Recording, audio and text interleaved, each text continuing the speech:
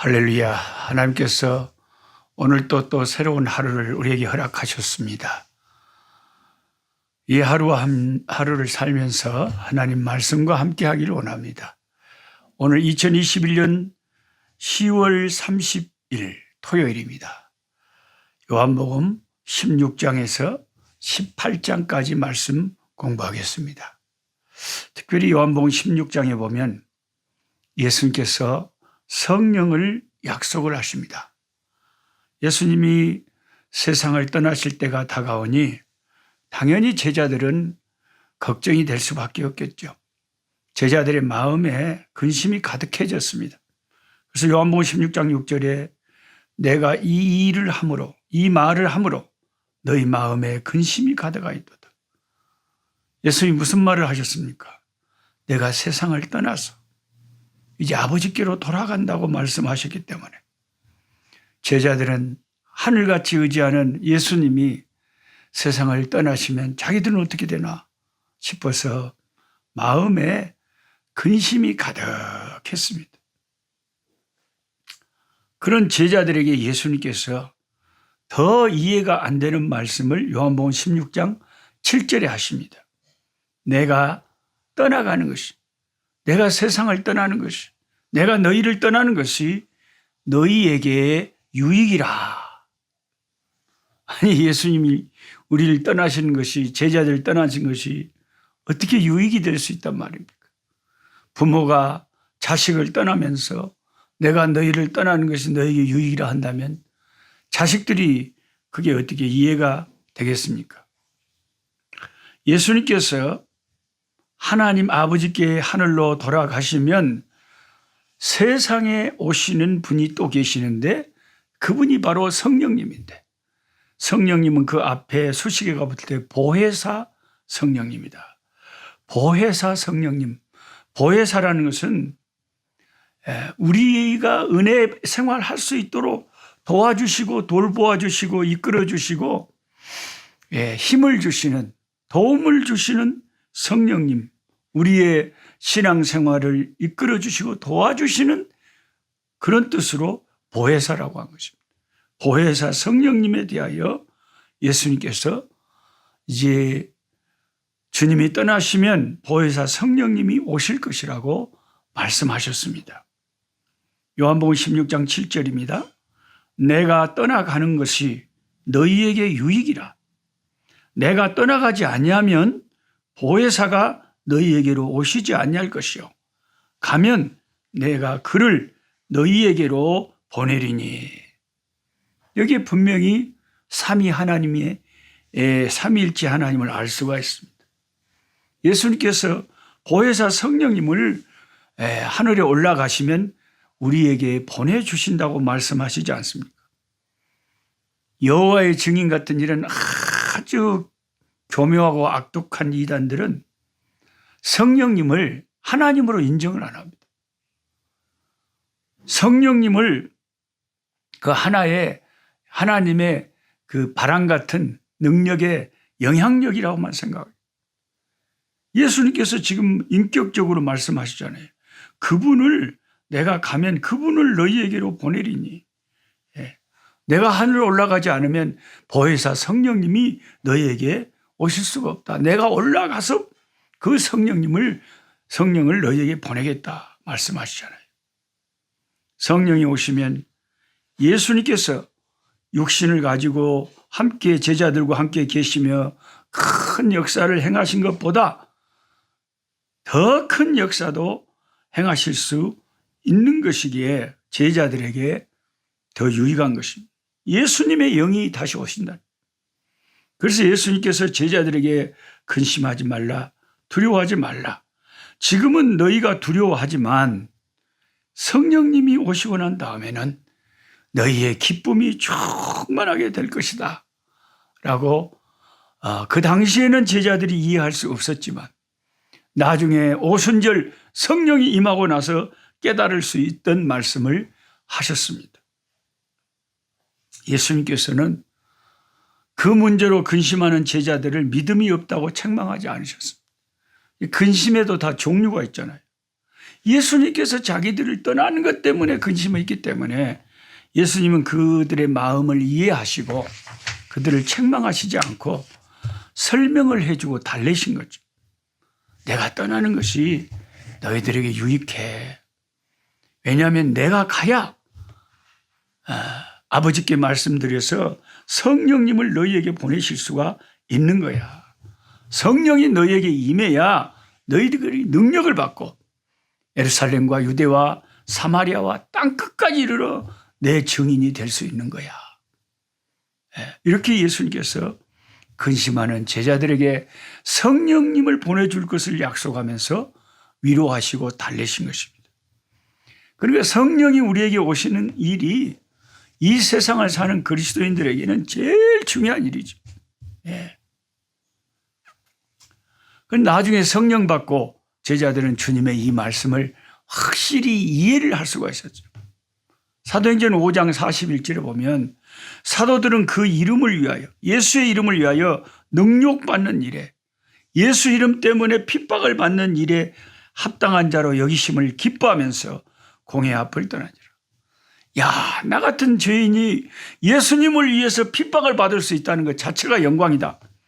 이렇게 오히려 영광스럽게 생각하면서 기뻐하면서 그 핍박하는 자들 앞을 떠났다라고 말할 정도로 성령이 임하니까 모든 근심이나 두려움이나 이런 소심함들이 사라지고 담대하게 순교자의 반열에까지 서면서 목숨을 내놓고 예수님의 증인이 되었던 걸 생각하면 예수님이 약속하신 그 성령님이 제자들에게 임하신 사건이 얼마나 중요한 사건인가를 알게 됩니다.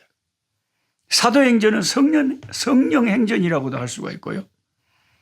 성령이 임하지 않고는 교회가 세워질 수도 없고 우리가 영혼을 구원할 수도 없고 하나님의 일을 감당할 수도 없는 거죠. 오직 성령이 임하시고 우리를 도우셔야만이 우리가 주의 일을 감당할 수가 있는 줄 믿습니다. 요한복음 16장 20절에 예수님께서 너희는 근심하겠으나 잠시 예수님이 이제 십자가에 달리시고 그 제자들을 떠날 때 인간인지라 근심이 되겠죠. 너희가 잠시 근심하겠지만 너희 근심이 도리어 기쁨이 되리라. 나중에 우리 주님 부활하시고 성령을 보내주셨을 때 이제 그 근심은 잠깐이고 큰 기쁨이 되리라. 예수님은 성령께서 주시는 이 기쁨을 요한복음 16장 22절에서 해산의 고통에 비유하셨습니다. 산모가 해산할 때 분명히 큰 고통이 있습니다. 그러나 실제로 아기를 낳고 보면 그렇게 힘들어하던 산모들도 아기를 낳는 순간 해산의 모든 고통을 다 잊어버리고 감사하고 기뻐하는 것입니다. 성령님이 우리에게 임하시면 동일한 역사가 일어납니다. 요한복음 16장 22절에 너희 기쁨을 빼앗을 자가 없으리라. 오순절 성령이 너희에게 임하시고 성령의 능력이 너희 가운데 함께할 때 너희 속에 그 쏟아져 그 터져 나오는 그 기쁨을 누가 세상이 감히 빼앗을 자가 없습니다. 성령이 충만하고 성령이 강하게 역사하면 우리 속에 기쁨이 터져 나옵니다. 손양호 목사님은 우리가 잘 알다시피 여순 반란 사건 때 두 아들 동인이 동신이가 공산당에 의하여 처형되는 끔찍한 일을 겪었습니다. 그때 예양원에서 부흥회를 인도하던 중에 이 두 아들의 죽음의 소식을 들은 목사님은 끝까지 부흥회를 마쳤습니다. 그리고 두 아들 장례식 때 10가지 감사를 드렸다고 합니다. 이 죄인의 가문에 한 명도 아닌 2명의 순교자가 나오게 해주신 거 감사하다. 참 놀라운 신앙의 사람. 데살로니가전서 5장 16절은 항상 기뻐하라고 말합니다. 이 말씀은 일반적인 경험으로는 받아들이기 어려운 명령입니다. 사람이 어떻게 항상 기뻐할 수가 있겠습니까? 그러나 이 말씀이 아무에게나 주신 명령이 아님을 알아야 됩니다.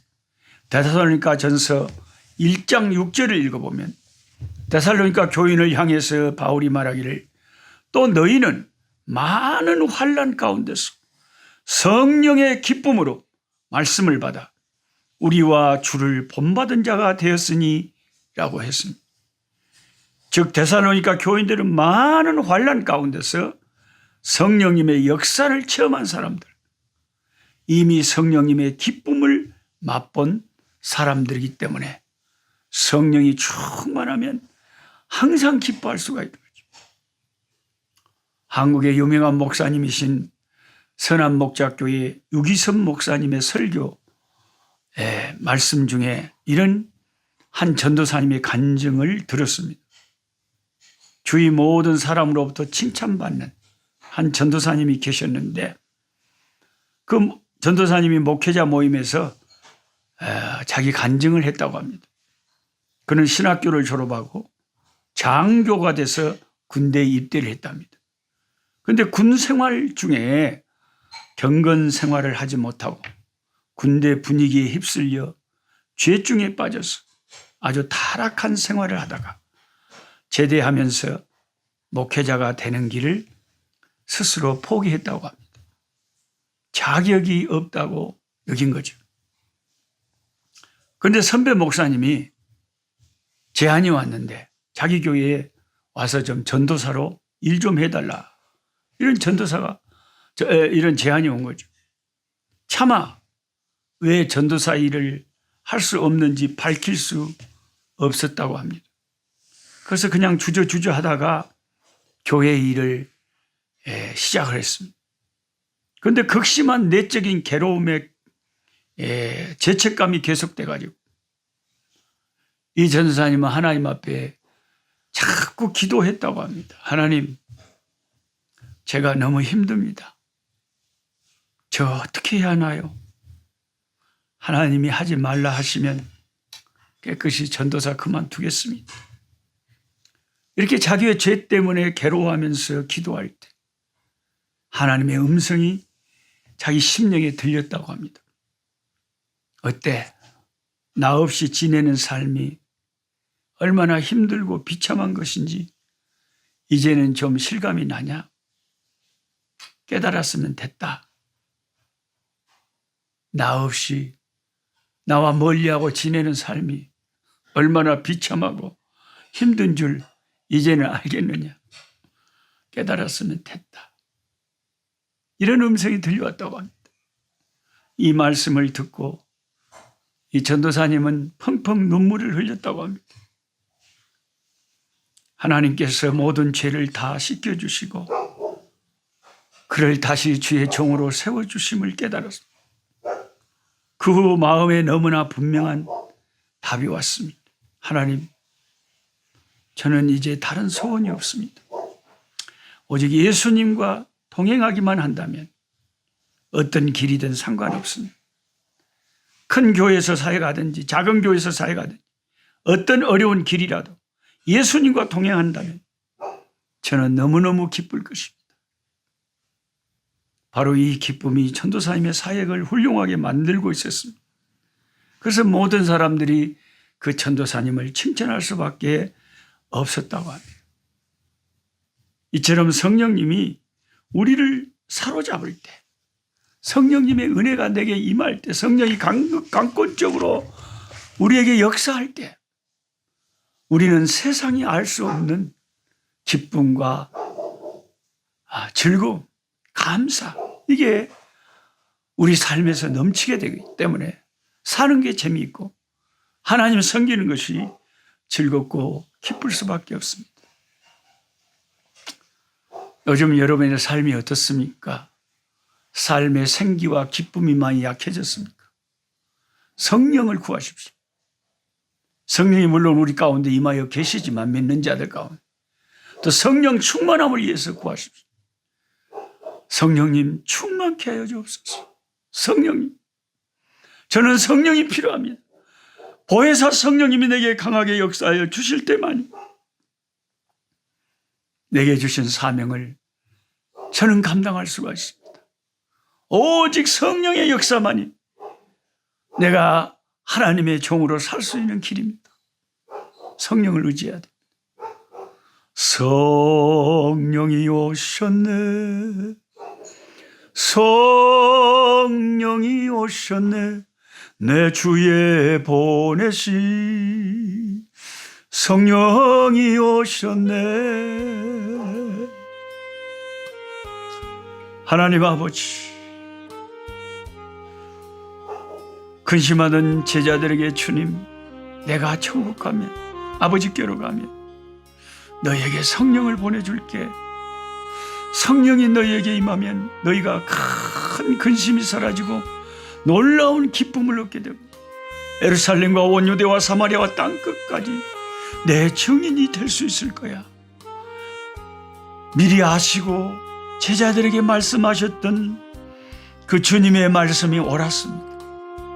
마가다락방의 오순절날 성령이 120명 그 기도하는 종들에게 임하였을 때에 불의 혀같이 갈라지는 성령이 불같이 저들에게 임했을 때 저들이 다 성령의 능력과 충만함을 받고 성령을 받고 아버지, 저들이 전혀 알지 못하던 언어로 아버지 담대하게 유대인과 세상의 이방인들에게 예수의 이름에 아버지 구원자의 이름을 증거하며 주님의 부활을 증거하고 십자가를 증거하며 사람들을 죽기로 인도하고 교회를 이끌었습니다.